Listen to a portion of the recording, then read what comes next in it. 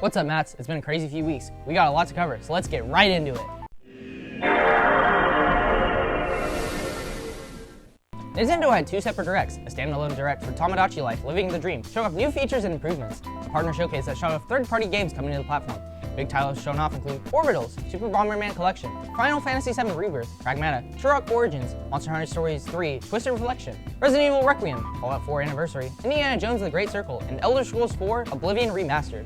While we knew some of these games were coming to Switch too, what we didn't know was certain games like Oblivion Remastered will be having a code in the box instead of at the very least having a game key card. I understand those are worse than a regular game cartridge, but it was better than having no cartridge at all. On a more exciting note, the Virtual Boy on Switch Online expansion pack is including two previously unreleased games, a platformer called D-Hopper, and an F-Zero spin-off game called Zero Racers.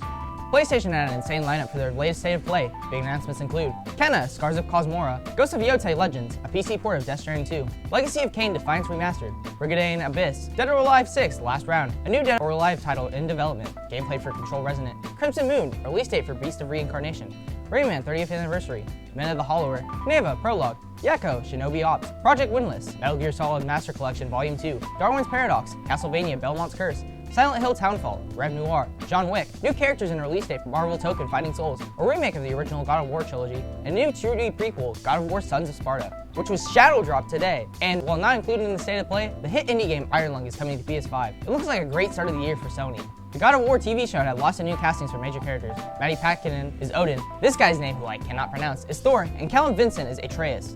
And there are new trailers for Daredevil War Again Season 2, Devil Wears Prada 2, Michael, War Machine, The Drama, and Spider Noir, which is filmed in both black and white and full color. Recompilation is making crazier and crazier headlines every day. PS2 Recomp is a new tool that is able to convert any PS2 ROM into a playable EXE. A homebrewer got ray tracing working on the 30-year-old console, the Sega Saturn. If you ever want to play Super Mario 64 or Pokemon Red, but actively hate the experience, you now can, because you can play Mario on a PDF and Pokemon on an e-ink reader. Yes, people took time out of their lives to make these. Along with those projects, you can play Mario 64 with two different people on two different generations of consoles. It's creative and weird stuff like this that makes the homebrew community so awesome. A hard drive and CD drive replacement called Pico eIDE looks to recreate vintage tech with modern hardware.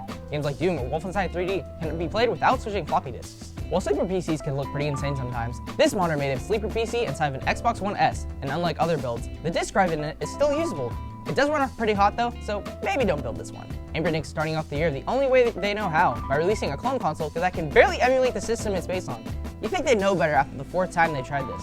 Minecraft has dropped two new DLCs, a DLC based off the show Bluey, and a DLC called Lessons in Good Trouble, which adds iconic civil rights activists like Martin Luther King Jr., Rosa Parks, Gandhi, and more. Mordecai, Rigby, and Skip are all coming to Fortnite, and Solid Snake is coming to Rainbow Six Siege as a new operator. Have you ever used a cable to charge your phone or Chromebook and just gives out on you? Well, Linus Tech Tips came out with its own line of cables. Well, they're not cheap. They're clearly labeled and match the wattage and data transfer speeds it advertises. Watch manufacturer Nuebo is releasing an Atari 2600 watch, and a new update to Helldivers 2. You and your fellow Helldivers can spread democracy in a tank. A new mod for Fallout New Vegas looks to remake the canceled Fallout Van Buren. Poker Night at the Inventory, the game where you can play poker with Heavy from Team Fortress 2 and Max from Sam & Max, is being remade. That will be coming out early next month. IGN released some exclusive gameplay for Mouse, PI for Hire. Overwatch is dropping the 2 in the title and just going back to being Overwatch.